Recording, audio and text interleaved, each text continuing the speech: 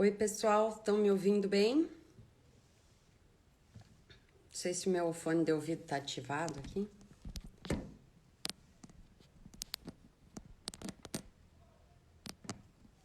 Ah, beleza. Ó, o Fábio já está entrando também. Sejam todos muito bem-vindos. E o Fábio já está conectando aqui para a gente. Oi, Fábio, tudo bom? Tudo bem, Sheila? Oi, como é que tá? Tudo jóia. Muito bem. Deixa eu só fazer que a gente sempre fala no começo das lives, né? Esses nossos conteúdos, eles são para médicos veterinários e estudantes de medicina veterinária. E hoje, na nossa live semanal, nós vamos receber aqui, estamos recebendo já, o Fábio Celera. Muito obrigada, Fábio, por aceitar esse convite, né? Já faz um tempo que a gente está aí nesse processo de quando que sai essa live, mas fico muito feliz de você ter aceito o convite e estar aqui hoje falando com a gente de vários assuntos. Deixa eu passar a palavra para você, Fábio, se apresente melhor, fale, né, qual que é o teu envolvimento aí com essa parte de resistência também.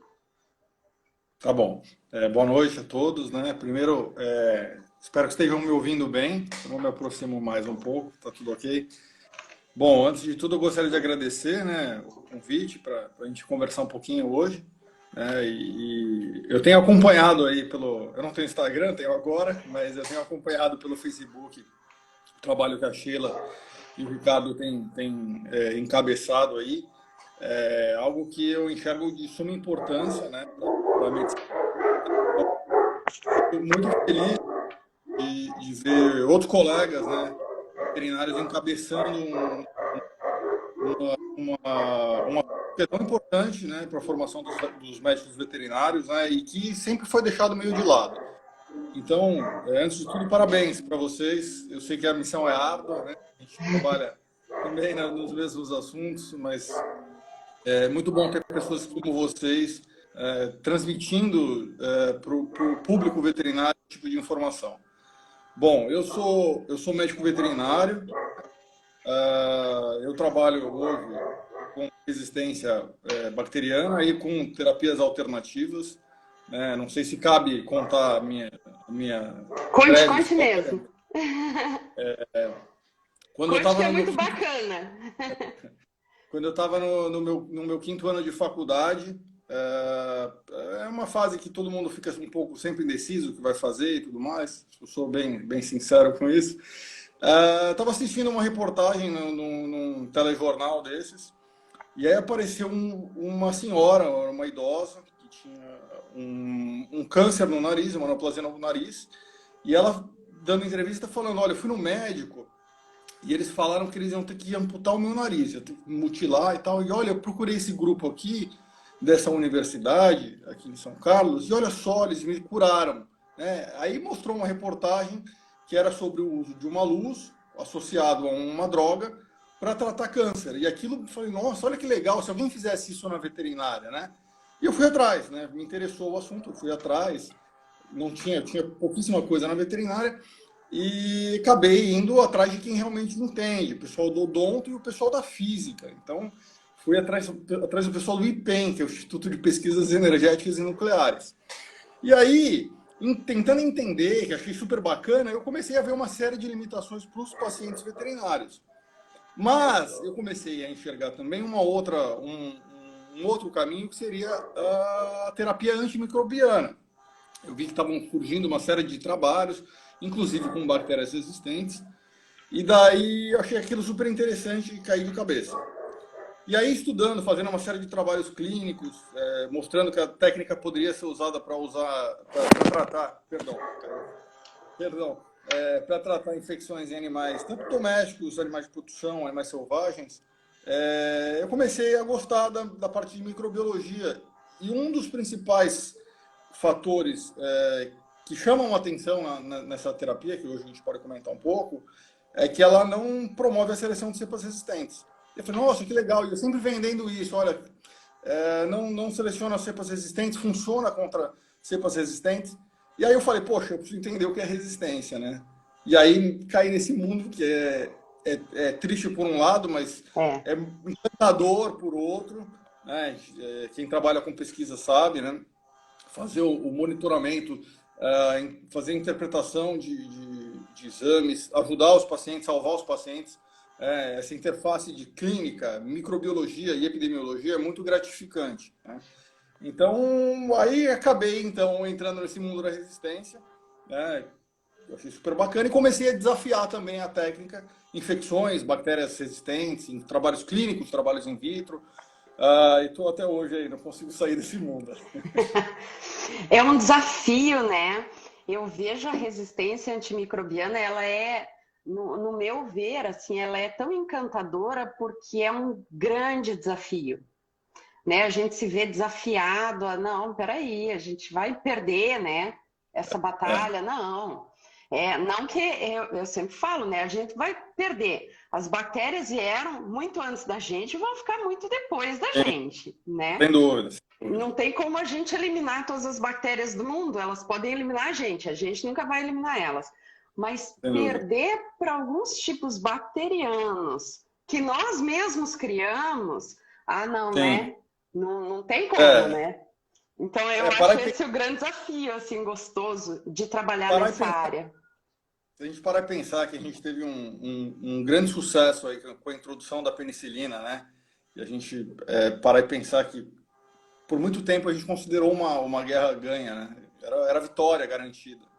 E aí parar e pensar em voltar a quase a estaca zero em muitas situações é muito preocupante, né? Então a gente precisa fazer a nossa parte, né, como veterinários, para justamente evitar essa crescente aí que tem ocorrido nos últimos anos. Exatamente. Agora, Fábio, explique um pouco melhor o que é a terapia fotodinâmica, né? E outras terapias também alternativas que podem ser utilizadas, porque é uma coisa que ainda não é completamente conhecida, né? E muitas vezes ela passa como não entendida facilmente. Claro. Porque convenhamos que, assim, para quem nunca ouviu falar, a primeira vez que ouvi falar, ela é um pouco... Não, será que isso realmente existe? Será que funciona e tal, né? Então, explica um pouquinho melhor aí da terapia fotodinâmica e outras coisas agregadas também. Tá, então, antes de tudo, a gente tem que parar, né, e pensar da seguinte forma, né? Não existe uma panaceia, né? A panaceia não existe, né? A gente busca isso em basicamente tudo, né, da área da saúde, mas isso não existe. Não existe o remédio para todos os males, né? Então, assim, a gente tem que enxergar os prós e contras de cada abordagem, entender que existem limitações, entender como profissionais da área da saúde, isso é uma bandeira que eu carrego já há muito tempo, que o médico veterinário não é a pessoa que vai lá e executa, ele tem que raciocinar, ele tem que saber o que ele está fazendo. Então, assim, hoje eu tenho muitas discussões com empresas e tudo mais, porque há uma tendência de se banalizar, né, e tornar o médico veterinário apenas um operador. Quando, na verdade, ele tinha que entender o que está acontecendo ali, por que ele está usando aquilo, né?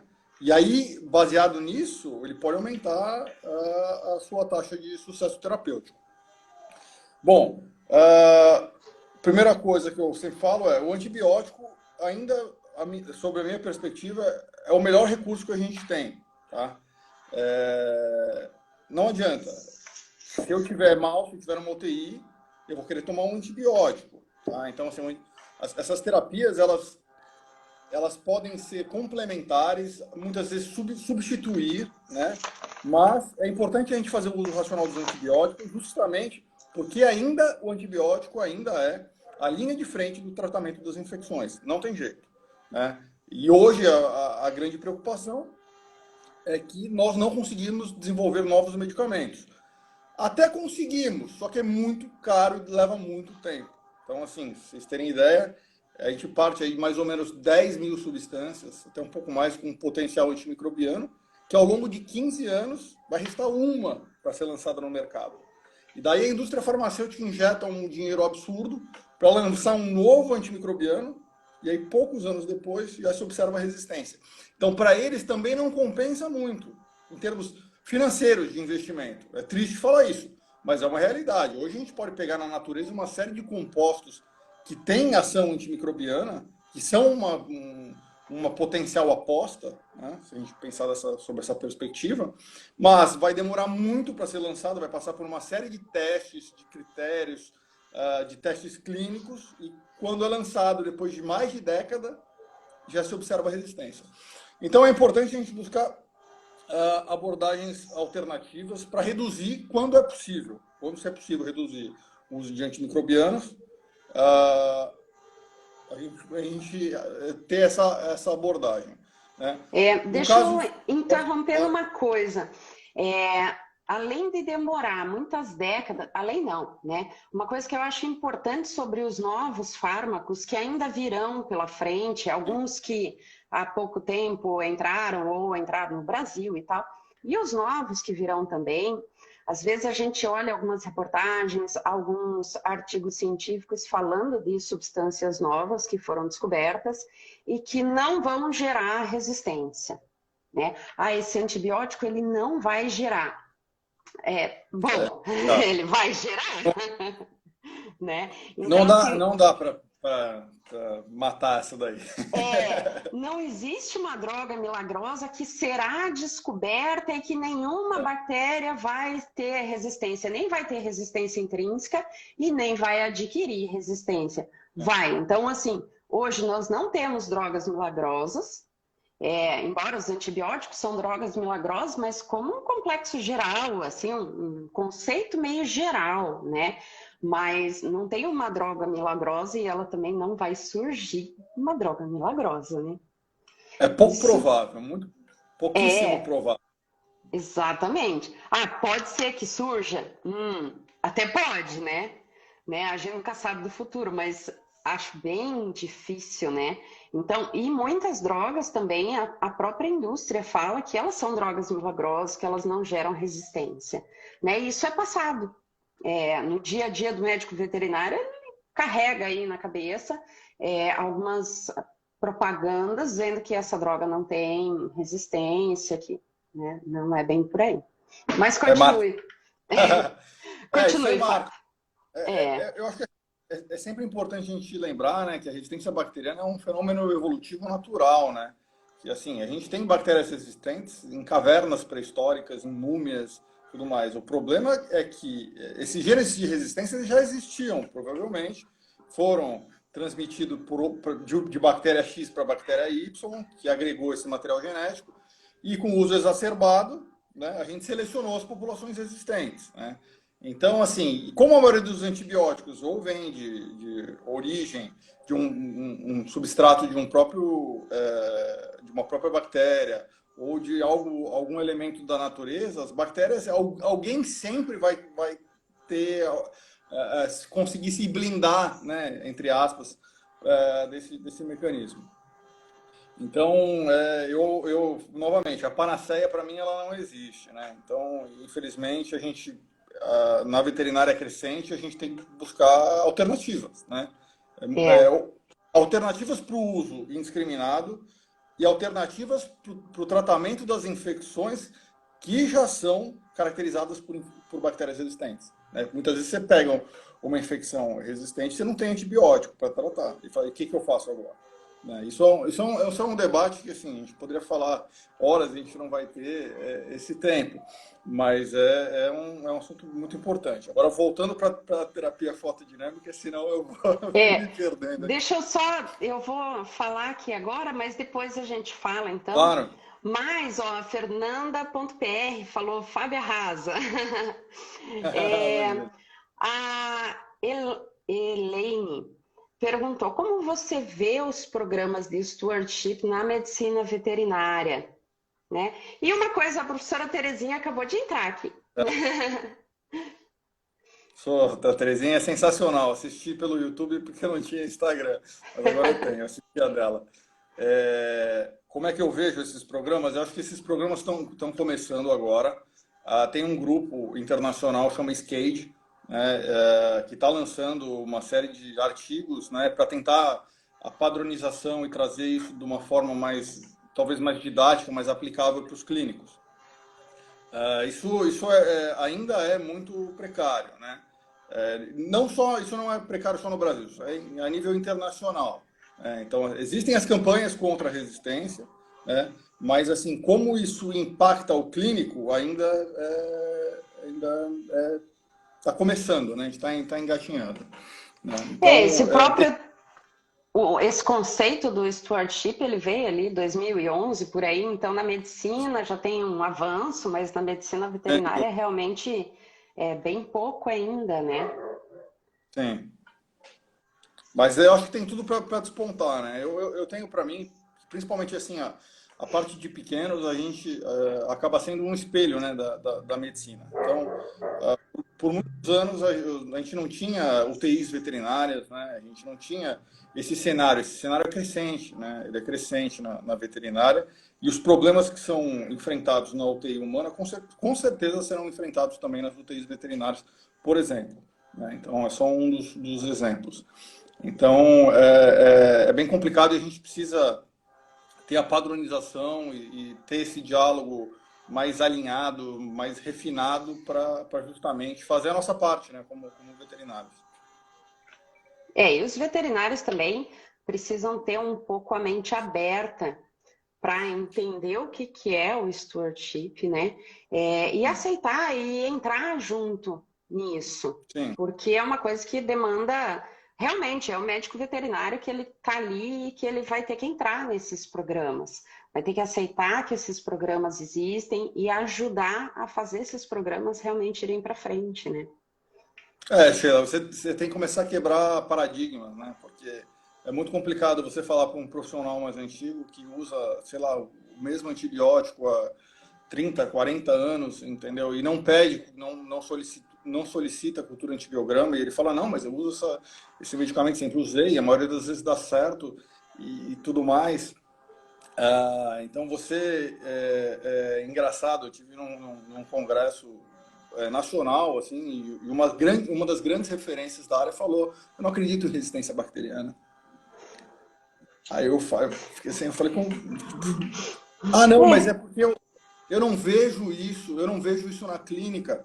Mas espera aí, a especialidade dele, é engraçado isso, Sheila, porque as pessoas, elas estão, hoje a gente tem as especialidades crescendo e há uma tendência grande de a gente olhar só para a nossa especialidade, não olhar para do colega. Então, quando você entra com um antibiótico sistêmico para tratar uma infecção de pele, quando apareceu uma E. coli resistente na urina, você fala, isso não é problema meu. E não fui eu não tenho nada a ver com isso.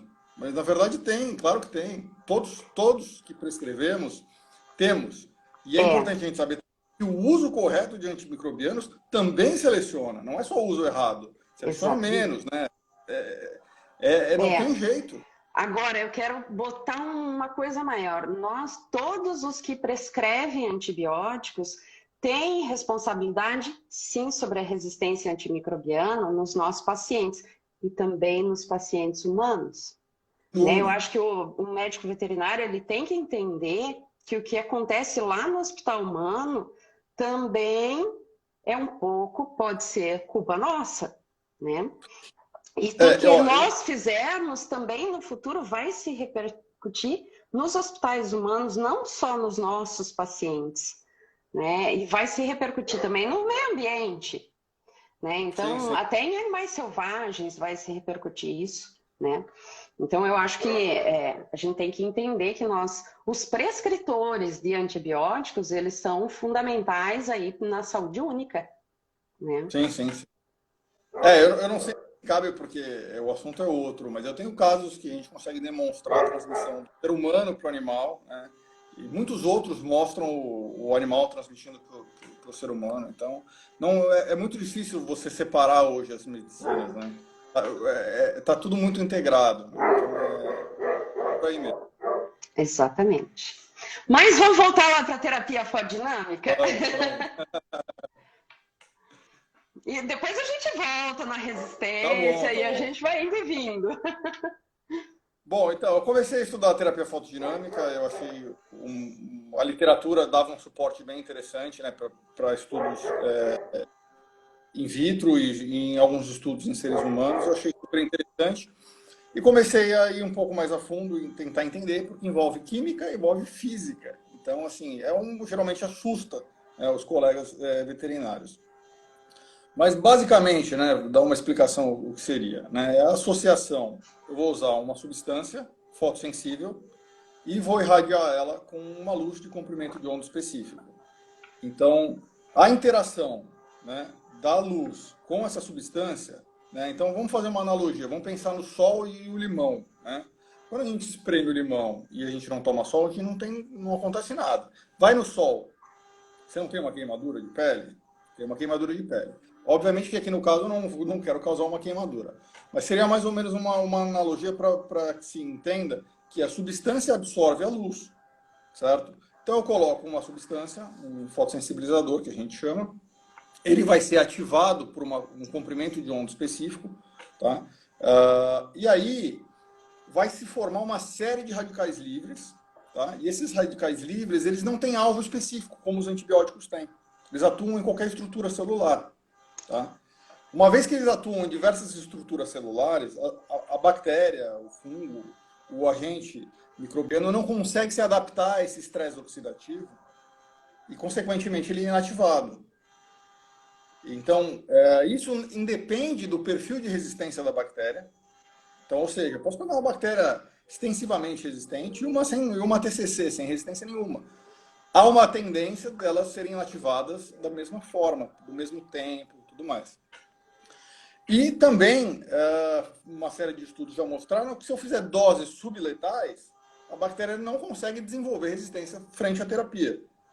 Porque como são múltiplos alvos, né, e estresse oxidativo, não tem como a bactéria, agora eu estou resistente a estresse oxidativo. Ela basicamente fala, beleza, dessa vez não me matou, vou voltar a crescer, vou me multiplicar, e se eu subo um pouco a dose, eu mato ela, inativo ela, né, no caso. Então, a gente tem esse aliado, né, que é bem interessante, que eu venho trabalhando já há algum tempo. Fiz alguns trabalhos, achei inclusive um que eu fiz em colaboração com a Terezinha, com estomatite infecciosa de serpentes. E, por um achado, foi totalmente acaso, a gente viu que, em um caso específico, a dose que a gente usou foi subletal para uma cepa de Klebsiella. Só que ela voltou a ser sensível. Então, porque os genes que estavam ali provavelmente estavam em plasmídio e a bactéria, talvez pelo estresse oxidativo ou por alguma circunstância específica do tratamento, fez com que ela perdesse o plasmídio. E uma vez que os genes de resistência estão localizados nos plasmídios, né, que a gente mostrou nesse estudo, uma vez perdeu o plasmídio, volta a ser sensível. Não é algo que eu falo, olha, eu consigo fazer isso, não, foi totalmente ao acaso, mas abre uma nova perspectiva, né? Hoje a gente tem, inclusive, até um artigo submetido para inativação de beta-lactamases de espectro estendido. Então, basicamente, a gente consegue mostrar que a gente degrada a enzima. Então, abre uma perspectiva enorme para fazer trabalhos com associação dessa abordagem com antimicrobianas. Então, já pensou se um dia eu consigo pegar uma KPC e tratar de volta ela com penicilina? Que bacana que seria. Então, assim, existem hoje uma série de abordagens que vêm sendo estudadas, alternativas, né? Eu tenho mais propriedade para falar dessa técnica, que é bem antiga, né? O primeiro relato é de 1900, para vocês terem ideia. Tem mais de 100 anos. A gente teve um prêmio Nobel na medicina, lá no começo de 1900. Só que depois que o Fleming desenvolveu o primeiro antibiótico, era um recurso muito extravagante para a época. Eles não tinham fontes de luz apropriadas, eles tinham que adaptar filtros do sol para tratar os pacientes com tuberculose cutânea. Super interessante, super inovador, né? Só que aí, com o passar do tempo, caiu em desuso, porque o antibiótico entrou com tudo, né? E aí foi uma grande revolução. Mas assim, a gente tem já bastante literatura que dá respaldo para o uso, inclusive para o uso clínico. O que eu sempre brigo é assim, ó, eu gostaria que as pessoas usassem, mas que entendessem o que estão fazendo, né? Eu sei que é chato, muitas vezes, nossa, luz. Já começa que a pessoa escuta falar de luz, acha que é esotérico. É um negócio esotérico. Não, tem evidência, ó. Olha isso daqui, ó, tá vendo? Eu posso te mostrar que funciona dessa forma, tudo mais. Mas as pessoas ainda olham, ah, não, isso aí vai matar com luz, né? E não é luz UV, né? Todo mundo hoje, o UV tá na moda, principalmente por causa do Covid agora. Então, eu acho que assim, essas terapias alternativas que geram estresse oxidativo, elas têm um potencial enorme. Aí podem me perguntar, putz, e a ozonioterapia? Eu não tenho experiência com isso. Talvez, pelo que eu ouvi falar, é um recurso também que causa estresse oxidativo. Então, se causa estresse oxidativo, teoricamente eu acho que é interessante. Se é nocivo ou não para o hospedeiro, eu não sei dizer. Os trabalhos que a gente tem com terapia fotodinâmica, né, que a gente tem, no caso, é literatura, né, tem trabalhos que mostram, por exemplo, para você inativar MRSA e várias outras cepas bactérias resistentes, a dose para você causar qualquer alteração numa célula do ser humano é infinitamente maior. Então, eu posso usar 10 vezes o que seria eficiente para inativar uma bactéria multiresistente, que eu não vou causar nada em fibroblasto, em leucócito, em neutrófilo, em queratinócito. Então, assim, a gente está acostumado sempre a falar que radicais livres não são bons. A gente escuta isso em tudo que é lugar, né? Mas a gente tem que lembrar que o nosso organismo também tem mecanismos de defesa. As nossas células, elas têm mecanismos de defesa contra radicais livres. Então, assim, a dose necessária para a gente inativar uma bactéria, ela é infinitamente inferior do que para causar qualquer alteração de viabilidade ou de morfologia de uma célula do hospedeiro, uma célula eucariota. Existem vários desses fotossensibilizadores, né? Sim, sim. Eu já vi alguns trabalhos há um certo tempo que eu já não procuro, né? Mais sobre isso. A gente, uma vez aqui no hospital veterinário, até ganhou uma luz para trabalhar e tal, mas daí ficava na dúvida assim, qual que é a dose para usar, qual que é a concentração e tal. Sim, sim. São uma série de fatores. Mas tem uns fotossensibilizadores que são usados na medicina que são extremamente caros, né? Sim. Mas também tem os baratos, né? Tem. Então, assim, ó, foi o que eu te falei. Quando eu comecei a me interessar, a parte de câncer me interessou muito, né? Eu estava, sei lá, no 5º ano de faculdade. Nossa, eu vou tratar os animais, câncer, não tem tratamento, tudo mais. Aí você começa a enxergar a realidade que os fotossensibilizadores que são usados na medicina para o tratamento de câncer são muito caros, muitos deles duram pouco tempo, né? Então você não pode, eles são importados, você tem um prazo de validade que é bem complicado, você teria que arrumar vários pacientes e tudo mais. Então, assim, esses fotossensibilizadores, muitos também funcionariam para inativar bactérias. Só que nós temos fotossensibilizadores que são muito mais baratos, né? Então, por exemplo, azulimetileno, azulitoloidina, são corantes histológicos, né? Que são conhecidos por décadas, né? Pela comunidade. E são extremamente eficazes, tanto para bactéria gram-positiva, gram-negativa, para fungo. Fiz trabalhos com algas patogênicas, como prototeca, por exemplo. Então, assim, cobre uma gama enorme de micro-organismos, inclusive micro-organismos com perfil de resistência extremamente importante, né? Tanto para a medicina quanto agora para a veterinária. Então, assim, quando a gente fala do fotossensibilizador, a gente vai depender da concentração do fotossensibilizador, né? Então, assim, não é porque é azulimetileno. Aí outro dia eu vi o pessoal, não, vou usar puro. Não é isso. Gente, as pessoas têm a mania de achar quanto mais escuro, mais... Não, a luz também precisa passar. O fotossensibilizador também precisa interagir com o micro-organismo. Tá? Precisa corar o micro-organismo, entre aspas, né? E E aí, então, a gente vai depender da concentração do fotossensibilizador, a gente vai depender do período de pré-irradiação, que é o tempo que o fotossensibilizador se liga no micro-organismo ou se liga numa célula cancerígena. E aí depois entra a parte de dosimetria luminosa, né? Parâmetros de radiação de luz. Geralmente, isso dá uma baita confusão na cabeça de todo mundo. Mas isso é o básico. Sem isso, não tem como a gente prosseguir. Então, hoje em dia, as empresas vêm e montam os equipamentos. Aperta esse botão que isso vai tratar isso. E aí, quando eu dou as palestras, eu falo, olha, a gente não tem literatura para dar esse suporte. Porque senão o que eu faço no dia a dia cai por tabela. Porque a pessoa começa a fazer, não dá certo, e fala assim, isso aqui não funciona. E aí, a gente que trabalha com pesquisa, a gente batalha tanto, né, para mostrar as evidências. E aí, uma forma errada, equivocada de mostrar a aplicabilidade faz com que que perca a credibilidade, né?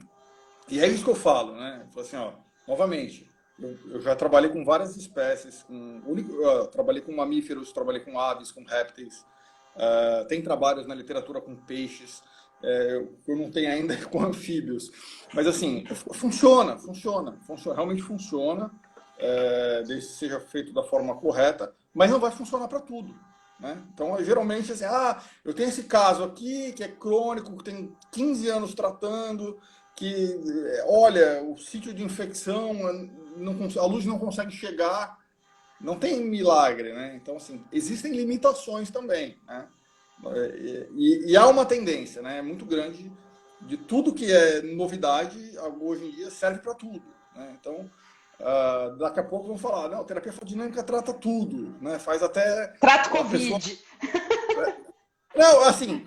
Trata Covid assim, trata as pessoas que não têm sinais clínicos ainda e vai tratar Covid.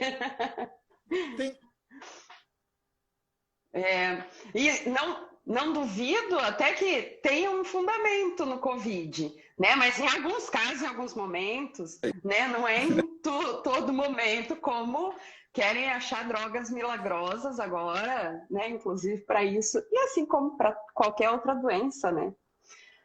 Como seria bom se a gente tivesse uma única terapia para tratar todos os males do mundo, em todas as espécies animais.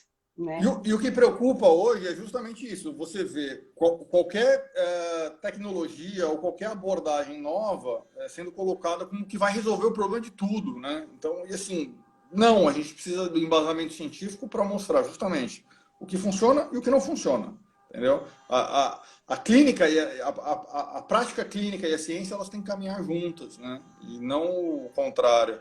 Então, hoje a gente, novamente, eu escuto falando muito de ozônio, eu acho que é um negócio super promissor, mas assim, tem que tomar cuidado também para não banalizarem de uma forma, e aí, em algumas circunstâncias específicas, não funcionar, e aí a técnica em si cai por tabela, né? Isso é sempre o que me preocupa, tudo ser vendido de uma forma muito... abrangente, tem que ser, obviamente, mas assim, peraí, vamos mostrar, funciona? Funciona. Como é que você me prova que funciona? Né? Eu fui para a área acadêmica justamente movido pela curiosidade. Né? No 5º ano, eu falei, olha, eu estou interessado, então eu preciso fazer trabalhos científicos para validar isso daqui. E tem essa é uma curiosidade que eu tenho, porque a gente já foi atrás disso há um tempo atrás, né? Eu não trabalho especificamente ali na clínica, mas eu estava observando isso na época, mas o que a gente teve muito problema era de achar a concentração, quanto tempo utilizar, né? Quantos minutos deixar a luz ligada, não ligada, em que distância... já tem alguns trabalhos falando um pouco melhor sobre isso, porque o que a gente achava na época era tudo assim, olha, é um relato de caso. Estou Sim, relatando sim. um caso que eu usei tanto, daí você pegava 3, 4 relatos diferentes, eram completamente diferentes os Ah, protocolos. em termos de trabalhos clínicos, a gente está bem atrasado, né, comparado com a odonto. A odonto é disparada a área, a odonto humana, né, é disparada a área que mais utiliza, que tem mais trabalhos clínicos. Tem alguns trabalhos na medicina também incríveis, o professor João Tardivo, com pé diabético. Então, ele conseguiu evitar não sei quantas amputações, casos de osteomielite. Então, assim, você imagina um paciente que vai perder a perna, que todo mundo fala, ó, você vai perder a perna, e a pessoa consegue reverter esse quadro. Nós ainda temos poucos trabalhos clínicos onde há uma casuística grande para que se determine parâmetros específicos para eu te falar, olha, isso funciona, vai na fé que vai dar certo, 100% certo. Tudo ainda os trabalhos clínicos eles estão começando, eu acho que nos últimos anos aí houve um aumento de interesse, principalmente por causa da resistência bacteriana. Então há um aumento, há uma demanda que é interessante. E eu acho que a gente vai começar a fazer trabalhos mais robustos, né, concretos, que mostrem e falem para o clínico do dia a dia, olha, usa essa dose, essa concentração, esse período de pré-irradiação, que você tem uma chance enorme de resolver. O que eu faço hoje, eu adapto protocolos que são geralmente da odontologia ou alguns da medicina, em decorrência do quê? Do caso. Cada caso é um caso, entendeu? Eu precisaria por exemplo, eu tenho um caso que eu tratei de otite por pseudomonas, é uma pseudomonas VIN2. Assim, eu assim, para mostrar para os revisores que funcionava, eu queria mandar uma revista internacional de veterinário. Eu peguei uma cepa TCC, sem resistência nenhuma, e fiz in vitro, depois de ter tratado o paciente, para mostrar, ó, tá vendo? Morre igualzinho, né? Inativado da mesma forma. Porque ainda há quem fale, mas funciona. Ainda estamos nesse ponto, que É. precisa ser aprimorado. Tem, O, alguém perguntou se tem algo que tem contraindicação, tudo mais. Olha, de forma geral, você usando as fenotiazinas, né, o azulimetileno, azulitolidina, eu não vejo contraindicação específica. Tá? A luz, por si só, tem algumas contraindicações que ainda são bem debatidas. Né? Por exemplo, o pessoal da odontologia, eles não recomendam, por exemplo, você tratar pacientes com câncer, tá? Só com luz, por exemplo.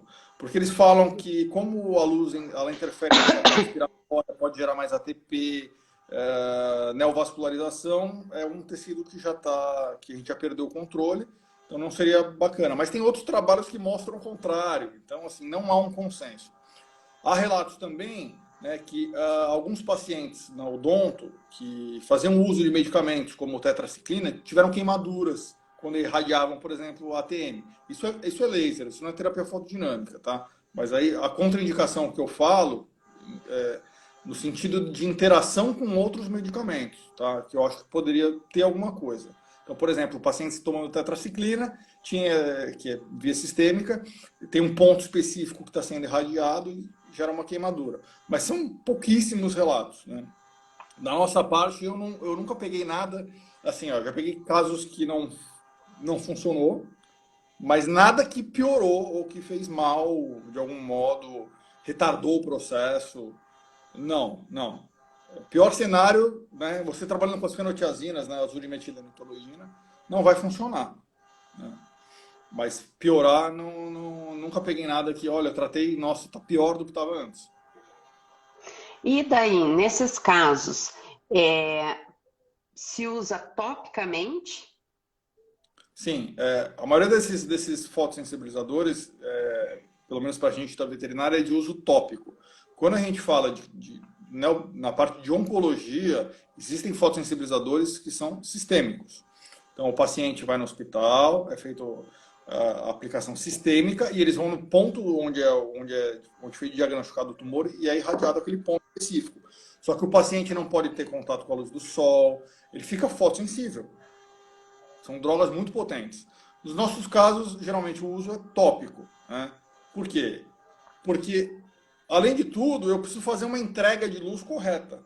Como é que eu vou fazer a entrega de luz? Eu preciso de um equipamento que chegue, por exemplo, eu quero tratar uma infecção urinária, vamos supor. Tem trabalhos hoje o pessoal lá em Harvard fazendo em camundongos para tratar infecções por E. coli, show de bola. Só que assim, a gente não tem equipamentos ainda para introduzir uma fibra ótica, né, num cachorro, num gato, e tratar uma infecção urinária. Talvez daqui a uns anos, né, com os recursos que a gente está tendo hoje, tecnológicos, isso seja possível. Nesse momento, não. Né, é tudo experimental. Ainda mais de cães. Uma coisa é você falar de trabalho de animais de laboratório, outra coisa é passar isso para a rotina. Mas em relação aos outros órgãos, né, tem uma série de tratamentos na medicina, por exemplo, que eles conseguem usar, passar por endoscopia e tratar câncer de pulmão.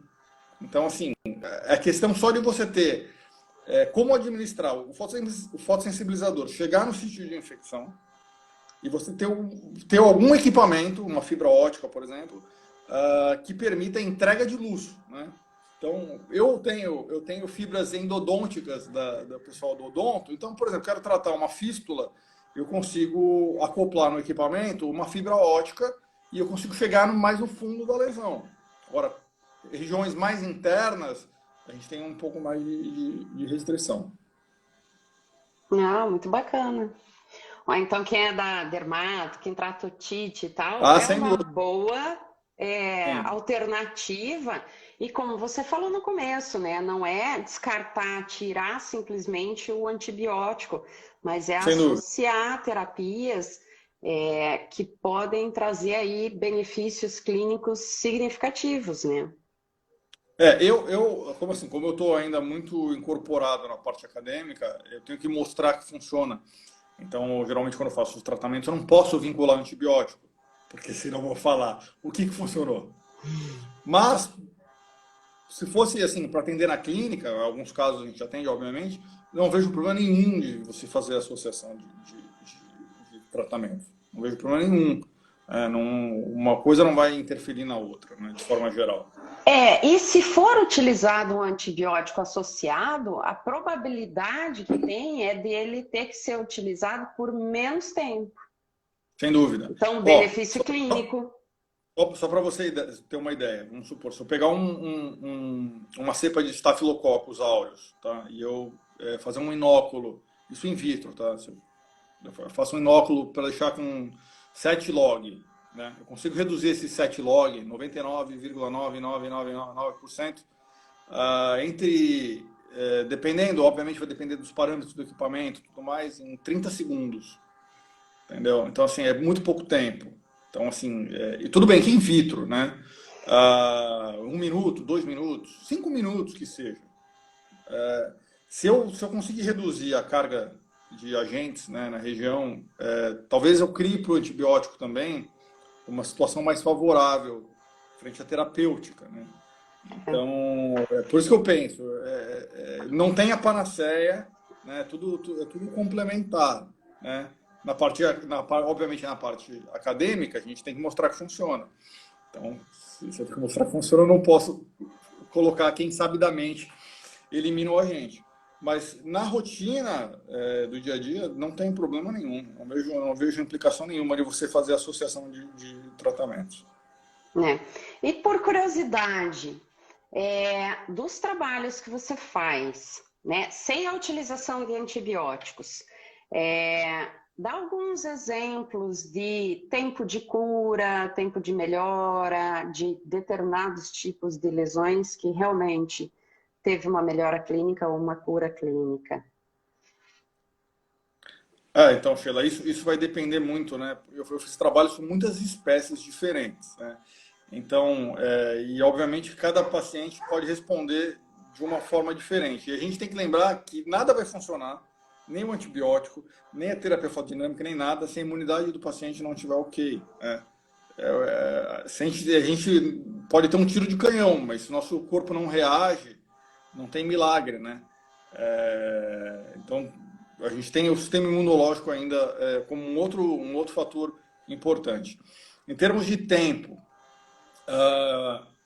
Fiz trabalhos com pinguins no aquário de Santos, com pododermatite, infecções extremamente complicadas de ser tratadas, onde você usa o uso contínuo de antimicrobianos predispõe a outras doenças, né? E o tratamento geralmente não é responsivo.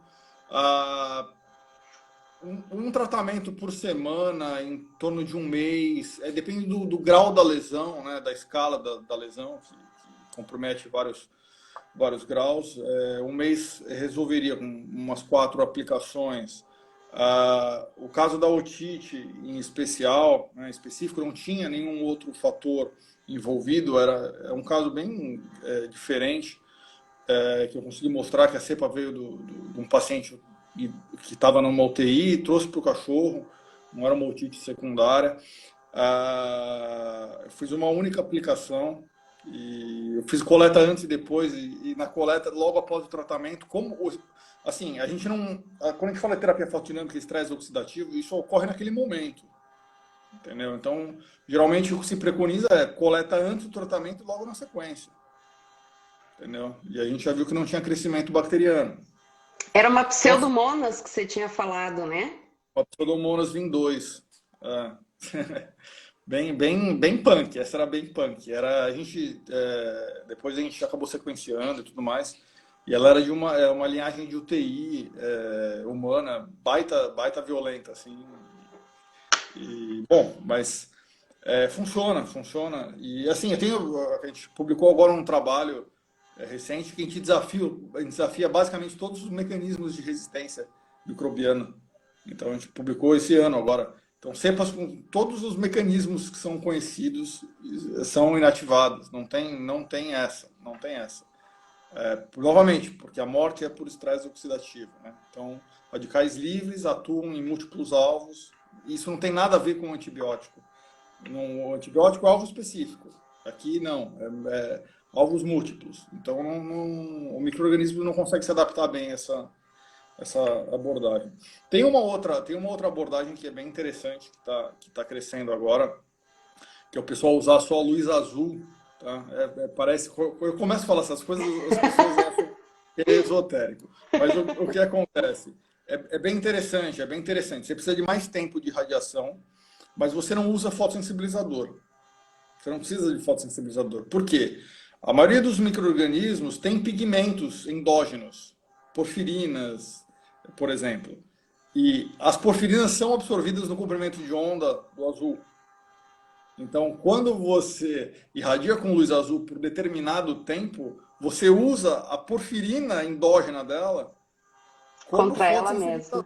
Você usa ela contra ela mesma. Então, assim, a gente tem uma série de trabalhos também com... E olha só, uma das bactérias que mais produz pigmento é a Pseudomonas. É uma das mais fáceis de ser inativadas. Isso é um fato. Posso pegar uma Pseudomonas cabulosa assim, de resistência. Ela vai ser inativada tranquilamente. Então, assim, isso também dá uma perspectiva até para descontaminação ambiental. Eu ia falar exatamente isso. Que bacana, né?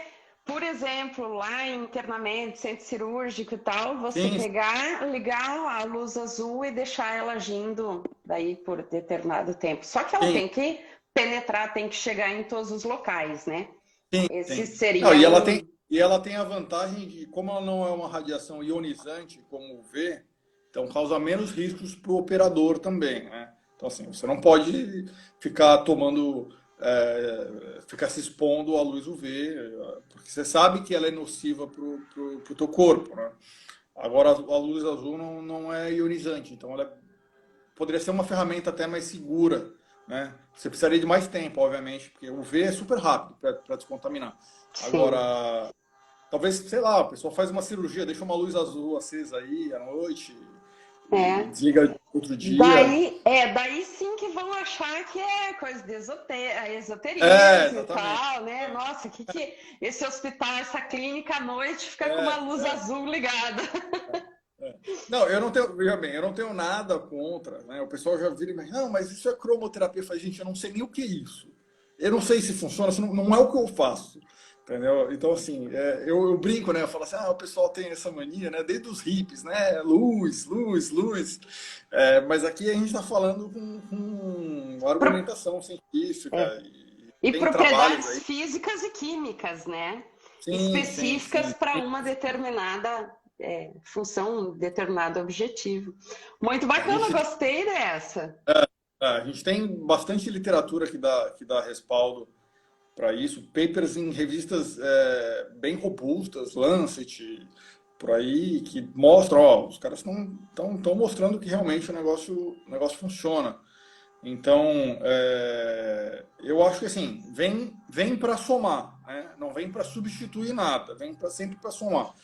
Vem talvez para substituir infecções, por exemplo, que eu vejo, talvez em animais de produção, onde, poxa, toda hora todo mundo soca antibiótico, antibiótico. Fiz trabalhos, por exemplo, com linfodente caseosa, né? Então, ao invés, tinha trabalhos propondo o uso de tulatromicina, entendeu? Então, eu falei, não, peraí, vamos ver se a gente não consegue resolver isso aqui localmente. E fiz um trabalho que deu bons resultados, né? Então, assim, para animais de produção tem esse viés que é interessante, que antibióticos para animal de produção não é legal porque isso volta para o humano, de algum modo. Então, assim, isso chama atenção, né? Para animais de companhia, tem o viés assim, as bactérias cada vez estão mais resistentes por vários fatores, pelo clínico, pela interação com o homem, por uma várias... Então, assim, a gente também está começando a ficar sem recurso. E animais selvagens é um mundo à parte, né? É. A gente ainda está, por mais que a medicina de animais selvagens esteja evoluindo, a gente ainda bate cabeça. Fala, olha, preciso fazer uma dose de antibiótico, desse antibiótico nessa espécie. Qual que é a dose? Exatamente, né? É, e também você, né, falou em animais de produção e tal, mas também em infecções refratárias a tratamento com terapia antimicrobiana, né? Você Sem tentou dúvida. de tudo e não funcionou, é uma boa alternativa, né? Não, sem dúvida. Antes, Esse caso da Pseudomonas da Otiche em si era um caso que assim, tinha um histórico já. Não, minto, esse caso não. Eu já peguei outros casos de otite onde houve um histórico aí de tratamentos com antibiótico não funcionaram. Infelizmente, muitas vezes, né? Porque a pessoa nem solicitou o antibiograma, né? Então a gente tem que fazer o feijão e arroz, né? E a gente conseguiu solucionar o problema. Mas é o que eu volto a falar, tem que fazer o feijão e arroz, né? Parar com essa. Eu tenho uma coisa muito clara, assim, sobre a perspectiva clínica, tá? Falar, não, mas o proprietário quer a solução, tudo mais. Eu entendo que ele quer a solução. Todo mundo que vai procurar ajuda quer o seu problema solucionado. A questão em termos de uso de antibiótico, eu penso da seguinte maneira: nesse momento, a infecção ameaça a vida, o paciente corre risco, beleza, cultura antibiograma e entra com antibiótico, mesmo de forma empírica, porque daí, se você não fizer nada, o teu paciente morre. Agora, a infecção ameaça a vida? Não ameaça a vida. Então por que você está entrando com antibiótico? E a maior parte das diretrizes clínicas hoje falam bem isso. Aguarde, espere se Sim, melhorar com terapias associadas, né? Terapias de suporte, melhor. Se não melhorar, faz uma terapia. Então, uma prescrição atrasada. É isso daí sim, que sim, sim. grande parte das diretrizes está falando isso, né? Assim, a gente ainda vai bater muita cabeça nisso aí, mas eu acho que a gente teria que começar a pensar e por esse caminho aí. É. O Ricardo perguntou: a terapia fotodinâmica é uma terapia cara ou o custo é relativamente tranquilo? Olha, é difícil O botar custo do preço. azul de metileno não é muito caro, né? Não, o azul metileno não é caro. Você precisaria adquirir um equipamento, que aí vai ter de tudo que é preço, né? E, assim, o procedimento em si, o custo é o conhecimento de quem executa. Então, isso é difícil falar. Quanto que deveria custar, né? Eu não posso pôr preço no teu serviço, então é muito complicado. Em termos de equipamento, tem equipamentos que vão custar 4 mil, 5 mil reais, talvez alguns mais caros, outros mais baratos. né? Vai depender da área, né? A gente hoje sempre escuta falar, ah, não, porque o laser. Hoje em dia, basicamente, para esses tipos de procedimento, está sendo tudo substituído por LED, né? Um sistema mais barato, né? E novamente, o que importa é a monocromaticidade, é o comprimento de onda específico. Não importa se é uma luz laser ou se é um LED, ele tem que ter o comprimento de onda específico. Entendeu? E hoje em dia os LEDs cada vez estão mais baratos e eles conseguem abranger áreas muito maiores. Então eu consigo montar equipamentos para irradiar lesões grandes, por exemplo, né? Isso por si só já é uma grande vantagem. O Ricardo perguntou, é mais uma questão de equipamento mesmo, né? Sim. Em termos de custo, sem pensar no trabalho do próprio profissional, né? No trabalho técnico, mais o custo do equipamento e daí mais o reagente. Pós-vermetileno, assim, a grande preocupação é se ele está sendo manipulado da forma correta. Então, como ele está sendo processado? Você precisa ou você processar e confiar no que você está fazendo, ou você precisa mandar em algum lugar, né, processar, ou comprar até de empresa, tem empresa que vende, né? Aí talvez não sei o preço, se é mais caro ou mais barato, mas tem essa opção também. Eu acabo mandando manipular, porque eu faço uma quantidade relativamente grande, e aí você tem que confiar na pessoa que você está mandando manipular, né? Ou quando eu vou fazer em condições experimentais, eu preparo, a gente acaba preparando, né? Para condições experimentais tem que ser uma coisa bem... exatamente, bem rigorosa, né? Bem rigorosa. Agora, em termos de equipamento, tem empresas nacionais, empresas internacionais. Eu acho que assim, tem para tudo que é gosto, né? Tem, na Europa, por exemplo, eles têm, acho que eles já estão vendendo alguns equipamentos, porque assim, a terapia fotodinâmica ela é bem consagrada assim, na odonto para tratamento de herpes, né? Então, o pessoal compra nas farmácias uns lasers pequenininhos para tratar herpes. Isso já está chegando lá. Então, há uma tendência de cada vez ficar mais abrangente e chegar em todo mundo. Eu já ouvi falar uma vez, falando desse laser pequenininho, que o laser point, ele poderia funcionar para coisinhas muito pequenininhas. Seria um comprimento de onda semelhante ou não? Então, é que assim, a gente tem a questão do comprimento de onda, mas assim, a dose terapêutica que você necessitaria, ele é pouquíssimo potente. Acho que esses laser points têm 5 miliwatts. Então, assim, para você chegar em doses terapêuticas, você precisaria de muito tempo de exposição, né? Então, quando a gente calcula a dosimetria luminosa, a gente faz cálculos, né, baseado em fórmulas. E quanto menor a potência, maior o tempo de exposição que eu vou precisar.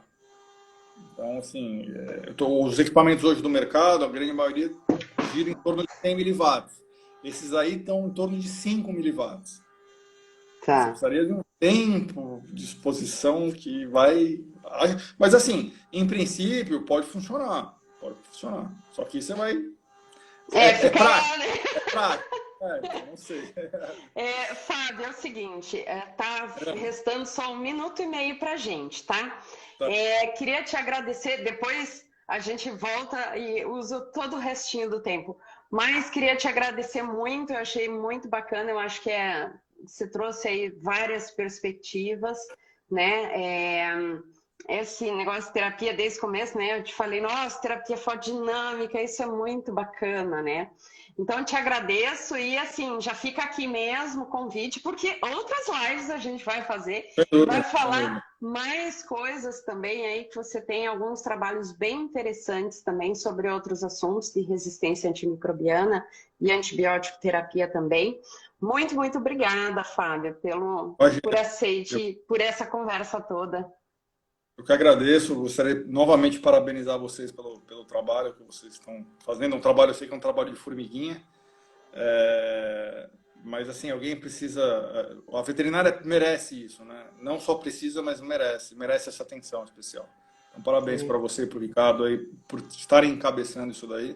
Eu fico à disposição aqui para o que vocês precisarem, né? Dentro de todas as minhas limitações de conhecimento, contribuir com vocês aí um pouquinho.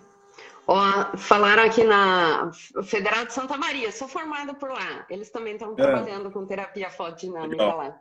Muito bom. Eu fico feliz de ver isso sendo difundido, né? Acho que é legal, né? É legal você ver os pacientes melhorando.